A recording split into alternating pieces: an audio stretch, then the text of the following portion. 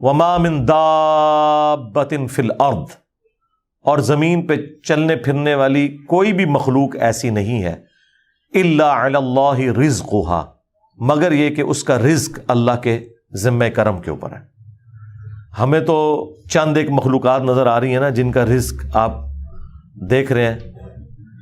ابھی اگر آپ کو ویل مچھلی کا رزق بتایا جائے جو پیسیفک میں اور اٹلانٹک میں آج بھی ہزاروں کی تعداد کے اندر ہے، ایک چھوٹی ویل مچھلی بھی ایک وقت کا 500 کلو گوشت کھا جاتی ہے، 500 کلو۔ اور جو بڑی ویل مچھلی ہیں وہ تو آپ چھوڑ دیں، 30 ہاتھیوں کے برابر بھی ویل مچھلی ہے، اتنی بڑی بڑی ویل مچھلی ہیں، 30 ہاتھی، 30 ان کے برابر ایک ویل مچھلی، اس کا رزق بھی اللہ تعالیٰ پورا کر رہا ہے۔ آپ کو تو بس چڑیاں نظر آ جاتی ہیں زیادہ زیادہ، تو کسی کے دماغ میں آ سکتا ہے کہ یار چڑیوں کا رزق اللہ پورا کر رہا ہے، تو زیادہ زیادہ اتنا ہی دماغ میں رزق آتا ہے۔ آپ ذرا ان جانوروں کے بارے میں سوچیں، اتنے بڑے بڑے جانور سمندر کے اندر،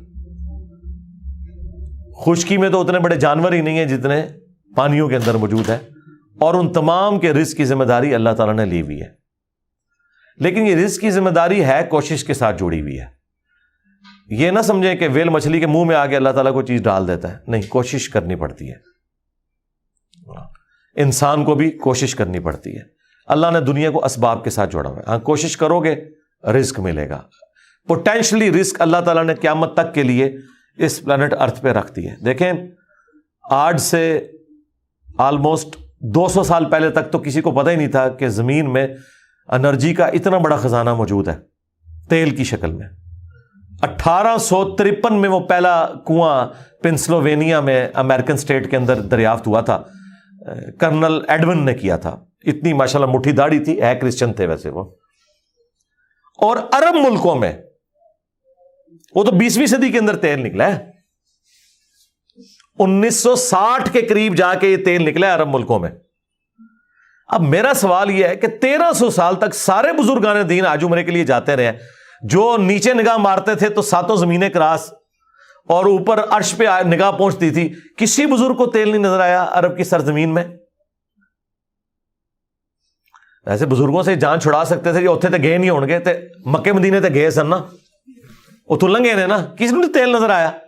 دنیا کو اللہ نے بقدر ایفرٹ رکھا ہے، اور یہ بھی اب مزید کوئی 50-60 سال کا تیل رہ گیا، پھر آنے والی دنیا ذکر کرے گی کہ انسانیت نے 250-300 سال ایسے دیکھے ہیں کہ اللہ نے ان کو ایک ایسا خزانہ دیا تھا کہ جس کو یوز کر کے ٹرینیں چلتی تھیں، ہوائی جہاز اڑتے تھے،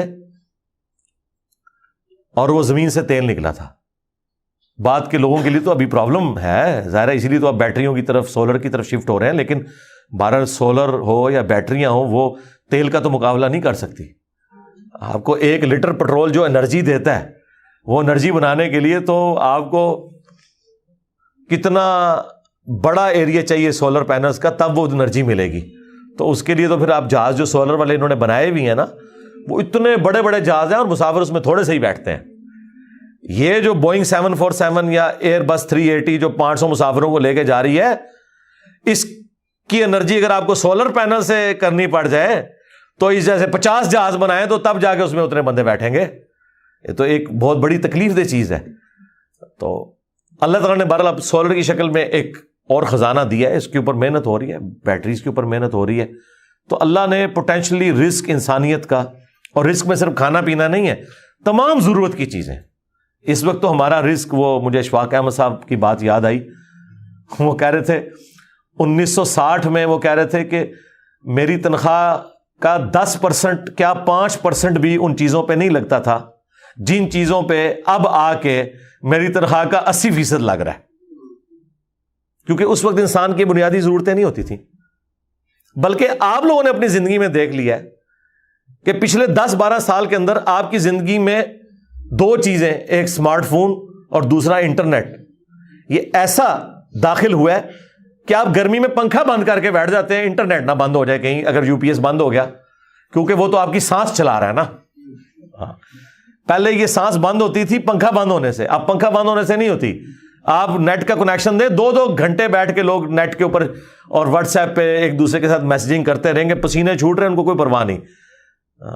پنکھا بند ہے، کوئی پرواہ، نیٹ بند کر دے پنکھا چلتا رہے وہ کہیں گے جی زندگی سے موت بہتر ہے.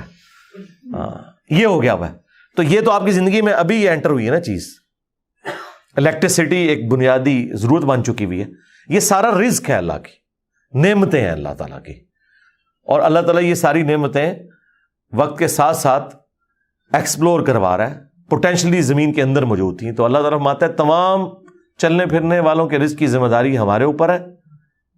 وَيَعْلَمُ مُسْتَقَرَّهَا وَمُسْتَوْدَعَهَا, اور اللہ تعالیٰ کو ہر جاندار کے ٹھہرنے کی جگہ بھی معلوم ہے, اور الٹیمیٹلی جہاں اس نے سپرد ہونا ہے وہ جگہ بھی معلوم ہے. اللہ اکبر. ٹھہرنے کی جگہ تو آپ کو سمجھ آ رہی ہوگی کہ اللہ تعالیٰ کو یہ پتا ہے کہ کس انسان نے کہاں پہ رکنا ہے, کس شیر نے کس غار میں رہنا ہے, کس مگر مچھ نے کس میٹھے پانی میں گزارا کرنا ہے, کون سی ویل مچھلی کس سمندر میں ہے, اور کہاں کہاں اس نے اپنا وقت گزارنا ہے. صرف یہ اللہ کے علم میں نہیں, وَمُسْتَوْدَعَهَا, اس نے مر کے جہاں پہ جانا ہے وہ جگہ بھی اللہ کو معلوم ہے. کس کی قبر جو ہے وہ مٹی کا ڈھیر بننی ہے, کس کی قبر سمندر میں بننی ہے, کس کی قبر شیر کے پیٹ میں بننی ہے, کس نے ایئر کریش میں ہواؤں میں بکھرنا ہے. ہر بندے کا جو الٹیمیٹ انجام ہے وہ بھی اللہ تعالیٰ کو ہر مخلوق کا پتہ ہے. سورۃ النام میں تو آیا ہے کہ کوئی پتا نہیں گرتا نہ خشکیوں میں نہ سمندروں کے اندر, اور نہ کوئی دانہ پھوٹتا ہے کسی زمین کی گہرائی میں مگر وہ اللہ کے علم سے, اور اللہ نے پہلے ہی لوح محفوظ میں لکھ لیا ہوا ہے کہ یہ ایسے ہوگا. یہ اس سے بھی اگلا ورژن ہے کہ نہ صرف وہ کام ہونے کے بعد اللہ کو پتا چلتا ہے, ہونے سے پہلے بھی اللہ نے اپنے علم میں رکھا ہوا ہے, اور علم میں نہیں لکھ کے رکھا ہوا ہے کہ یہ ایسا ہوگا. اور یہاں پہ بھی وہ ذکر آ گیا کہ رزق بھی اللہ کے ذمہ ہے, اور وہ جانتا ہے ہر بندے کی, ہر مخلوق کے ٹھہرنے کی جگہ اور الٹیمیٹلی سپرد ہونے کی جگہ. کل فی کتاب مبین, اور ہر چیز ایک روشن کتاب میں لکھی ہوئی ہے. وہ اللہ تعالیٰ کی بہت بڑی ہارڈ ڈسک ہے جس میں ساری مخلوقات کی تقدیریں اللہ تعالیٰ نے لکھ دی ہیں, اور وہ کوئی اللہ تعالیٰ نے یعنی خود سے کوئی محنت نہیں. وہ جامع ترمذی میں حدیث ہے, اللہ نے قلم کو پیدا کیا اور پھر اس سے کہا کہ لکھ جو کچھ ہو چکا اور جو کچھ ہونے والا ہے. بس قلم چل پڑی اور سب کچھ اس نے لکھ دیا. ہر چیز اللہ کے اشاروں پہ ہو رہی ہے.